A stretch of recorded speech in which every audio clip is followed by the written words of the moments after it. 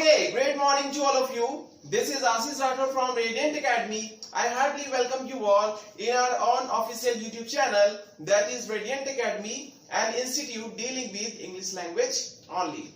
So, it is the continuation video of the same topic, that is passive voice. So, you can see here I have drawn a voice chart behind my back. So, जितनी analysis हमने tense chart की थी, same उतनी ही analysis हम voice chart की भी करेंगे।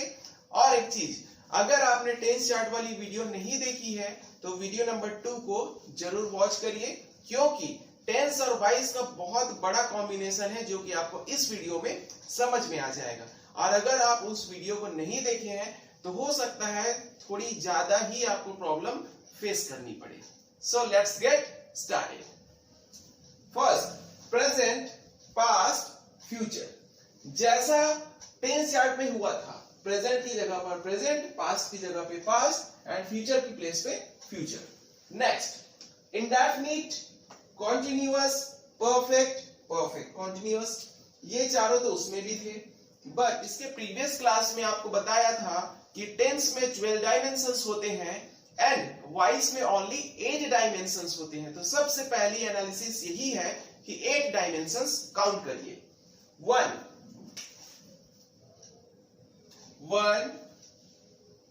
2 3 4 5 6 7 8। Done. देखिए, मैंने बोला था कि पैसिव वॉइस में ओनली 8 डायमेंशंस होते हैं, तो देखिए कि कौन कौन सी चीजें कटी हुई हैं। सबसे पहली चीज, future continuous means future continuous, ये कट गया। नेक्स्ट, परफेक्ट कॉन्टिन्यूअस, इसका present perfect continuous, present perfect continuous। next, past perfect continuous and future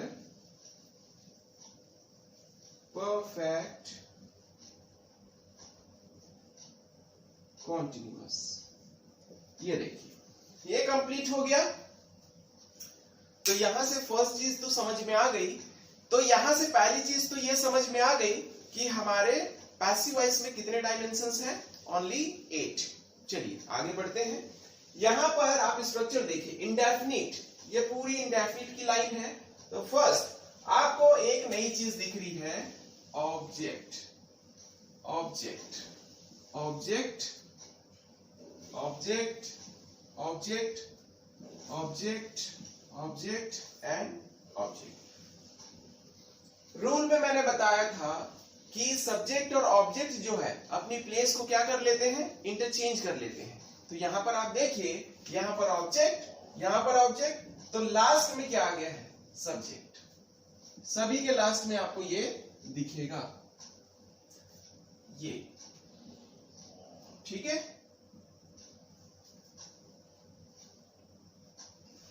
तो ऑब्जेक्ट की प्लेस पर मीन्स कि ऑब्जेक्ट की प्लेस पर सब्जेक्ट है एंड सब्जेक्ट की प्लेस पर ऑब्जेक्ट है। तो ये रूल से जस्टिफाई कर दिया मैंने यहां पर आपको दिखा के। चलिए आगे देखते हैं। V3 फॉर्म, हर जगह आपको V3 ही दिखेगा। Past participle form, this is known as past participle form. तो ये हर जगह आपको V3 दिखेगा ही दिखेगा। नेक्स्ट मैं आपको ये बताया था, क्योंकि मेरे को पता था कि इसका रूल क्या है, तो मैंने आपको ट्रांसलेट करके सीधा सीधा दे दिया। आप यहां पर बहुत ध्यान से देखिए कि कैसे यहां पर डू डस गायब हो गया। देखिए, यहां पर ये जो एम इज आर, आप थोड़ा सा सोचिए कि टेंस चार्ट की जब एनालिसिस आप कर रहे थे तो वहां पर एम इज आर कहां पे आता था, कॉन्टिन्यूअस में, यस। लेकिन यहां पर एम इज आर तो सीधा इंडेफिनिट में ही आ रहा है। मीन्स ये है कि ये क्या करते हैं, एक एक स्टेप आगे खींच सकते हैं। ये यहां का जो फॉर्मूला है वो ऊपर, यहां का फॉर्मूला ऊपर, एक एक स्टेप देखिए। यहां पर वॉज वर जो कि पास्ट कॉन्टिन्यूअस में आता है, विल बी शैल बी जो कि फ्यूचर कॉन्टिन्यूअस में आता है, ये ऊपर खिसक के चला गया। तो देखिए फॉर्मूला क्या बन रहा है, object plus am is are plus V3 plus by subject. Past continuous, past indefinite, object plus was oblique were plus V3 plus by subject. Future, object plus will oblique shall plus be plus V3 plus by subject. तो ये आपको समझ में आ गया कि कैसे continuous का जो फॉर्मूला है वो ऊपर चला जाता है एक स्टेप, जो कि इंडेफिनिट के प्लेस पर आ जाता है। नेक्स्ट, कॉन्टिन्यूअस, जब यहां का फॉर्मूला ऊपर खिसक के चला गया तो यहां पर आपको एम इज आर तो दिख ही रहा है, लेकिन कॉन्टिन्यूअस शो करने के लिए एक नया सा वर्ड आपको लगाना पड़ेगा, that is called being, BEING। So formula क्या होगा, am is are plus being, object plus am oblique is oblique are plus being plus V3 plus by subject. Next, past देखें, object plus was oblique were plus being plus V3 plus by subject. अब यहां पर देखिए future continuous और present perfect continuous, past perfect continuous and future perfect continuous, ये चारों dimensions passive voice के नहीं होते। ठीक है, आपको कहीं फॉर्मूला मिल भी सकता है बट वो एप्लीकेबल नहीं है, ना इससे एग्जाम में आपके किसी भी तरह के क्वेश्चंस आएंगे। ठीक है, तो जो है उसी को देखें। अब देखें यहां पर क्या लिखा है, object plus has oblique have plus been. अब आप मुझे बताइए कि ये has oblique have plus been tense chart में कहां पे आता था, परफेक्ट कॉन्टिन्यूअस में आता था, है ना। तो यहां भी क्या हुआ कि ये एक एक स्टेप ऊपर खिसक गए हैं, तो यहां का पूरा स्ट्रक्चर यहां चला गया, has oblique have plus been. So object plus has oblique have plus been plus V3 plus by subject. यहां जैसे हैड बीन आता था, हैड बीन ऊपर चला गया, स्ट्रक्चर हुआ object plus had plus been plus V3 plus by subject. And the last one, object plus will oblique shall plus have plus been plus V3 plus by subject. तो यहाँ पूरे voice chart की analysis करने से कुछ conclusion समझ में आया कि सबसे पहली चीज, इसमें कितने डायमेंशंस हुए, 8 डायमेंशंस। सेकंड चीज, V3 फॉर्म ही आपके लिए एप्लीकेबल होगा हर जगह। तीसरी चीज, डू डज डिड विल और शैल का कोई भी रोल नहीं रहेगा, कॉन्टिन्यूअस खिसक के ऊपर चला जाएगा इंडेफिनिट में, और पास्ट परफेक्ट कॉन्टिन्यूअस या फ्यूचर परफेक्ट कॉन्टिन्यूअस बोलिए या जो भी परफेक्ट कॉन्टिन्यूअस बोलिए, ये खिसक के एक स्टेप ऊपर चला जाएगा जो कि बनेगा स्ट्रक्चर के रूप में परफेक्ट का। सो यहाँ पर ये पूरे परफेक्ट कॉन्टिन्यूअस खिसक के ऊपर चले गए और आगे किसके लाइन पे, परफेक्ट की लाइन पे। सो नेक्स्ट स्लाइड पे चलते हैं। तो इस स्लाइड में आप देखेंगे कि मैं टेंस का, दैट इज एक्टिव वॉइस और पैसिव वॉइस, दोनों के स्ट्रक्चर्स में जो भी हेल्पिंग वर्ब यूज होते हैं वो मैंने लिखे हैं, वर्ब के फॉर्म्स जो जो यूज होते हैं वो मैंने लिखे। That is the comparison between the active voice and passive voice in terms of helping verbs and structures. So let's get started. Okay, तो यहां आप देखेंगे प्रेजेंट इंडेफिनिट जिसमें यूज होता है V1 एंड V5 सिर्फ अफर्मेटिव में, जहां डू और डज आता है वहां पर फर्स्ट फॉर्म यूज होता है, ध्यान देंगे। और वही अगर कोई टेंस एक्टिव वॉइस में है जो कि प्रेजेंट इंडेफिनिट में है तो वो होगा कन्वर्ट इसके प्रेजेंट में जो कि एम इज आर लगेगा। ठीक है ना। तो प्रेजेंट इंडेफिनिट में V1 और V5 का यूज होता है, डू डज और फर्स्ट फॉर्म का यूज होता है, वही पैसिव वॉइस में आपके प्रेजेंट इंडेफिनिट में ही am is are plus V3। तो ये मैं इसलिए बता रहा हूं क्योंकि आगे की स्लाइड में जब आप क्वेश्चन करेंगे तो आपको खुद पहचानना है कि ये सेंटेंस जो है वो किस टेंस में है और इसको किस तरह से हेल्पिंग वर्ब का यूज करके चेंज करना है। Next, present continuous, am is are plus V4। तो मैंने बोला था कॉन्टिन्यूअस में तो एम इज आर है, तो पैसिव वॉइस में भी एम इज आर रहता है, बीइंग लगाना होता है, am is are plus being plus V3। Next, present perfect, has oblique have plus V3, यहां पर बीन लगा दीजिए, has oblique have plus been plus V3।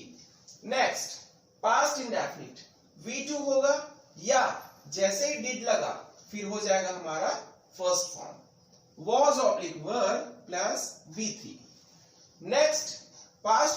Plus में was oblique were plus V4। ठीक है, तो यहां पे क्या होगा, was oblique were plus being plus V3। Next देखें, past perfect had plus V3, यहां देखिए had been plus V3। Future indefinite will oblique shall plus V1, will oblique shall plus B plus V3। Future perfect that is last will oblique shall plus B plus V4, will oblique shall plus have plus been plus V3। एक screenshot ले लीजिए आप इस slide का, क्योंकि यही slide आपके आगे की क्वेश्चंस करने के लिए काफी ज्यादा हेल्पफुल होगा। इस स्लाइड में आप देखेंगे मैंने कुछ क्वेश्चंस लिए हुए हैं और एक्टिव टू पैसिव कैसे चेंज कर रहा हूं, किस पैरामीटर्स को ध्यान में रख रहा हूं, बहुत केयरफुली वॉच करिएगा। चलिए देखते हैं। So the first question is the caretaker locks the door. The caretaker, सबसे पहले आइडेंटिफाई करिए कि what is the subject. Locks main verb, S लगा हुआ है that is the V5 form. Okay, next the door object. जैसे ही आपने V5 देखा आपको ये पता चल गया that is the sentence of present indefinite. Present indefinite का सेंटेंस है और हमको इसको चेंज करना है प्रेजेंट इंडेफिनिट के पैसिव वॉइस में। Active voice, passive voice, active voice, passive voice. तो इसकी स्ट्रक्चर क्या होती है, object, object plus M oblique is oblique R plus V3 plus by subject. ठीक है ना। सबसे पहले ऑब्जेक्ट रखिए द डोर। अब द डोर के साथ M is या R क्या लगा, is। The door is। Main verb third form lock, LOCKED, locked.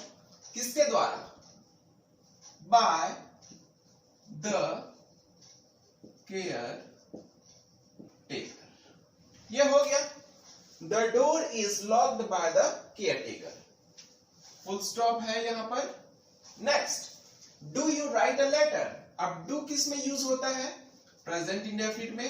Just इसके पहले वाली स्लाइड में मैंने बताया था present indefinite.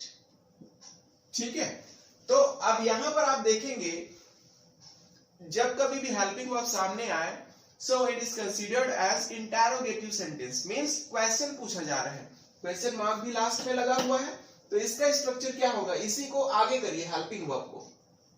M oblique is oblique R plus object plus V3 plus by subject. ये हो गया। अच्छा, लास्ट में क्वेश्चन मार्क भी रहेगा, क्वेश्चन मार्क लगाना जरूरी है। ओके, सो डू के जगह पे क्या यूज करेंगे, सबसे पहले देखिए यू हमारा हो गया सब्जेक्ट, राइट हो गया मेन वर्ब, अ लेटर हो गया हमारा ऑब्जेक्ट। तो ऑब्जेक्ट अ लेटर मतलब एक लेटर, तो हमें क्या करना पड़ेगा, is a letter. Next, is a letter third form, write wrote written। is a letter written किसके द्वारा, by you, और लास्ट में क्वेश्चन मार्क। ठीक है। Next, will anybody help the poor। जहां पर भी will लगे that is considered as future. आगे पता चलेगा कि ये इंडेफिनिट है कि कॉन्टिन्यूअस है कि क्या। will anybody help, सिर्फ will दिख रहा है, मीन्स कि ये फ्यूचर इंडेफिनिट है हमारा। ठीक है। अब इसका फॉर्मूला क्या होता है पैसिव वॉइस में।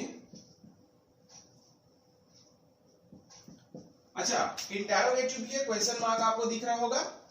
will oblique shall plus object plus B plus V3 plus by subject plus question. ठीक है। अब देखिए जो स्ट्रक्चर वहां पर है सेम वही आपको यहां लिखना है। will, then ऑब्जेक्ट, ऑब्जेक्ट क्या है? द पुअर्स, द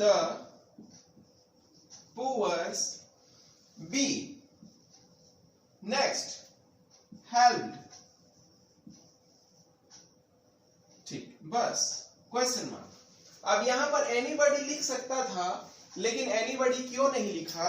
एनीबॉडी इसलिए नहीं लिखा क्योंकि वो कोई भी है, anybody, somebody, anyone, no one, someone, इस तरह के वर्ड्स अगर आते हैं आपके एक्टिव वॉइस पे, तो उसको पैसिव वॉइस में लिखने की कोई भी जरूरत नहीं, क्योंकि हमें सब्जेक्ट से मतलब नहीं है।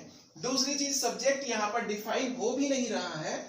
Will anybody help the poors, क्या कोई गरीबों की मदद करेगा?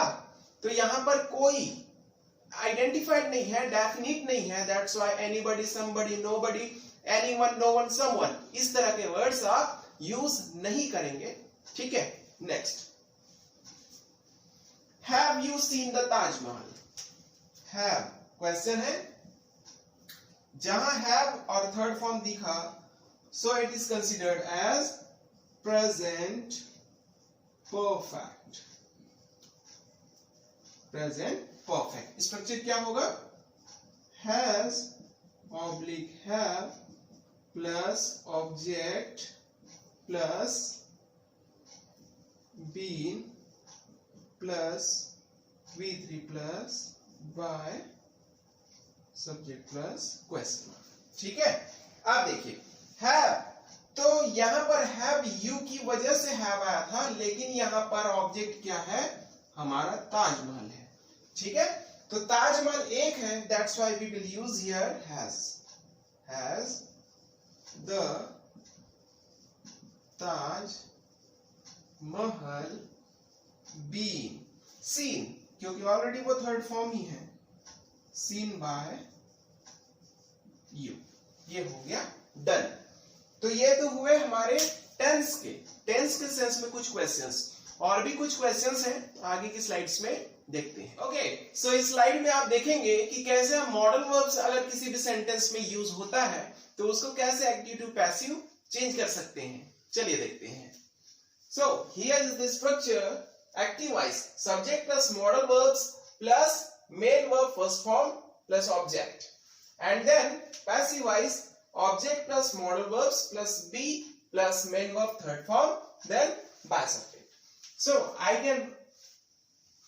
So I have written one example here. I can lift 100 kg.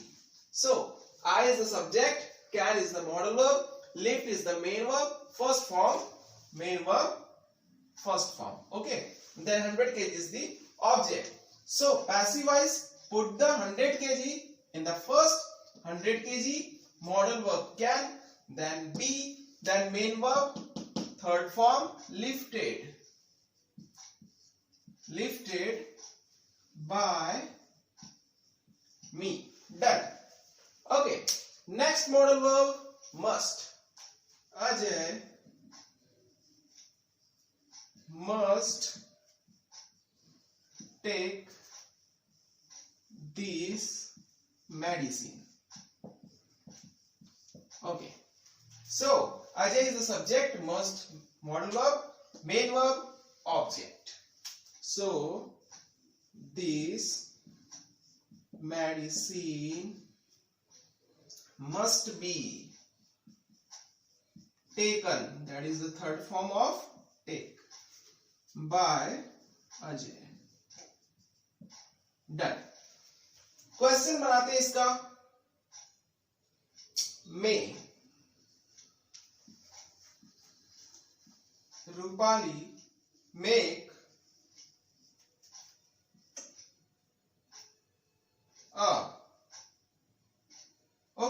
make a delicious